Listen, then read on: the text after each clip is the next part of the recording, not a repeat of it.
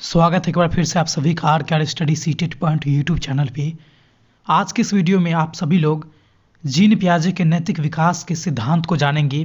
Gene पियाजे ने बालक के विकास से संदर्भित अपने दो प्रकार के सिद्धांतों को दिया है। पहला था उनका संज्ञानात्मक विकास का सिद्धांत और दूसरा है नैतिक विकास के सिद्धांत। संज्ञानात्मक विकास के सिद्धांत को हम लोगों ने पिछले वीडियो में जान चुके हैं। आज हम लोग इस वीडियो में नैतिक विकास के सिद्धांत को जानेंगे। यह जो टॉपिक है यह हमारे टीचर के एग्जामों के लिए बहुत ही महत्वपूर्ण टॉपिक है। मैं राजन कुमार रोशन स्वागत करता हूँ आप सभी को अपने यूट्यूब चैनल आर के स्टडी सीटेट पॉइंट पे। तो चलिए जानते हैं जीन पियाजे के नैतिक विकास के सिद्धांत क्या है।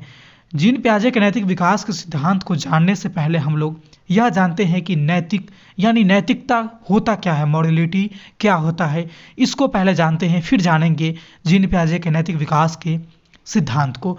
तो देखिए नैतिकता क्या होता है।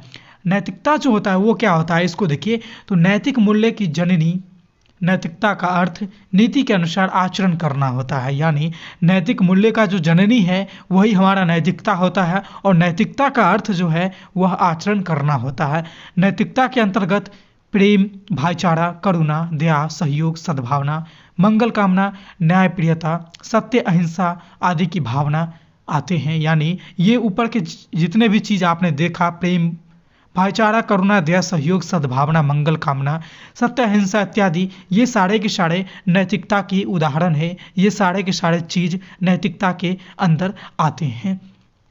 नैतिकता का जो आधार है वह पवित्रता और सत्य और न्याय होता है। यानी नैतिकता जो है वो हमारा 3 चीज़ों पर टिका है, जिसमें से सबसे पहला है हमारा पवित्रता, दूसरा है न्याय और तीसरा है सत्य। यानी कि सत्य, न्याय और पवित्रता नैतिकता का आधार है। यह मानव का सद्गुण भी है और नैतिकता मानव के जीवन का आभूषण है।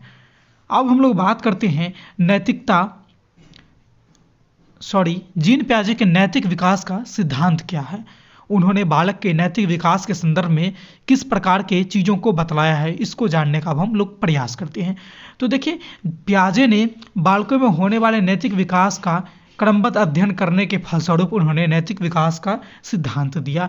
यानी जीन पियाजे ने बालक में हो रहे नैतिक विकास का पहले क्रमबद्ध रूप से अध्ययन किया, बारीकी से क्रमबद्ध रूप से सारे चीज़ों का अध्ययन किया कि किस प्रकार से बालक में नैतिक विकास हो रहा है, और उसके फलस्वरूप उन्होंने अपना एक सिद्धांत दिया, नैतिक विकास का सिद्धांत दिया, जो उन्हीं के नाम पर यानी जीन पियाजे के ही नाम पे जीन पियाजे के नैतिक विकास के सिद्धांत से नाम से प्रचलित हुआ और जाना जाता है। इनके अनुसार यानी जीन पियाजे के नैतिक सिद्धांत के अनुसार नैतिक निर्णय के विकास में एक निश्चित क्रम में तार्किक क्रम होता है। यानी बालक में जो भी नैतिक विकास होगा वह एक निश्चित क्रम में होता है। बालक का जो विकास है नैतिक वो एक क्रम में होता है, यानी एक के बाद एक बिल्कुल क्रम में होंगे। ऐसा नहीं होता है कि पहले किसी चीज़ का फिर पहले किसी, ऐसा नहीं। जो भी विकास होगा एक क्रम में होता है, ठीक है। इनके अनुसार जीन पियाजे के अनुसार बालक का नैतिक विकास एक क्रम में होता है। हम आगे बात करते हैं कि जीन पियाजे के अनुसार नैतिक विकास की अवस्थाएं 2 प्रकार की होती है, जो निम्नलिखित है। उन्होंने कौन कौन से 2 अवस्था बताया है। तो पहला बताया है प्रायक्त नैतिकता की अवस्था, स्टेज ऑफ हेट्रोनोमस मॉडलिटी, और दूसरा बताया है स्वायत्त नैतिकता की अवस्था, ऑटोनोमस मॉडलिटी। ठीक है, जीन पियाजे ने नैतिक विकास की 2 अवस्था का वर्णन किया है अपने सिद्धांत में।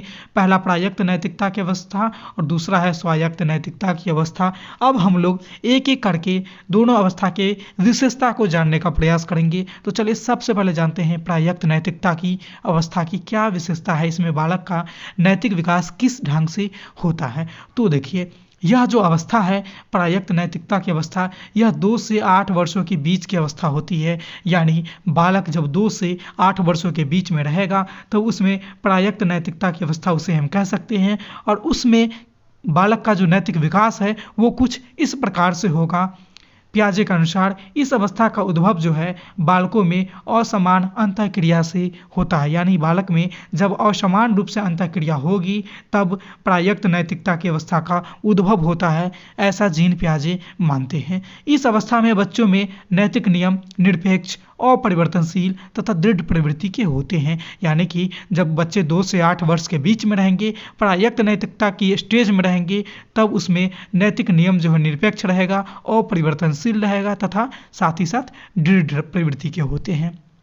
ये थे हमारे प्रायक्त नैतिकता की विशेषता कुछ। अब हम लोग बात करते हैं दूसरी जो अवस्था दिया है जीन पियाजे ने, स्वायत्त नैतिकता की अवस्था। इसको जानते हैं कि इसमें किस तरह के बच्चों का नैतिक विकास होता है। तो सबसे पहले जानते हैं कि इस अवस्था की एज कितनी होती है। तो यह जो अवस्था है वह 9 से 11 वर्ष के बीच की अवस्था होती है। यानी 9 से 11 वर्ष के बीच के बच्चे स्वायत्त नैतिकता की अवस्था में आते हैं और इसमें बालक का जो नैतिक विकास होता है वो कुछ इस प्रकार से होता है। जीन पियाजे ने बताया है कि इस अवस्था में नैतिक बच्चों के समकक्ष अर्थात मित्रों के बीच के संबंधों से विकसित होता है। यानी बच्चे का जो समकक्ष यानी उसके मित्र, कहने का मतलब समकक्ष, सम उम्र, एक उम्र के बच्चे एक साथ रहना पसंद करते हैं 9 से 11 वर्ष के बीच में, जो उनके मित्र भी कहलाते हैं और उनके आपस में जो संबंध होते हैं उससे अंतः संबंध से नैतिकता का विकास होता है। बच्चे वहाँ से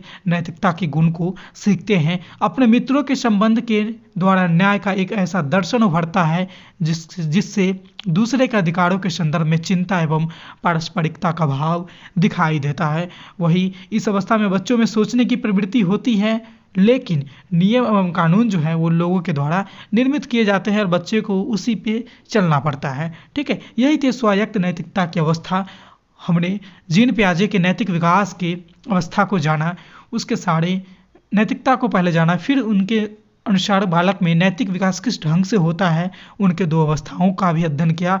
मैं उम्मीद करूंगा कि यह जो टॉपिक है आपको अच्छे से समझ में आ गई होगी। इसी तरह के और भी टॉपिक देखने के लिए, पढ़ने के लिए आप बने रहिएगा R study seated point YouTube channel के साथ। इस वीडियो में बस इतना ही था, फिर मिलते हैं अगले वीडियो में नए टॉपिक के साथ।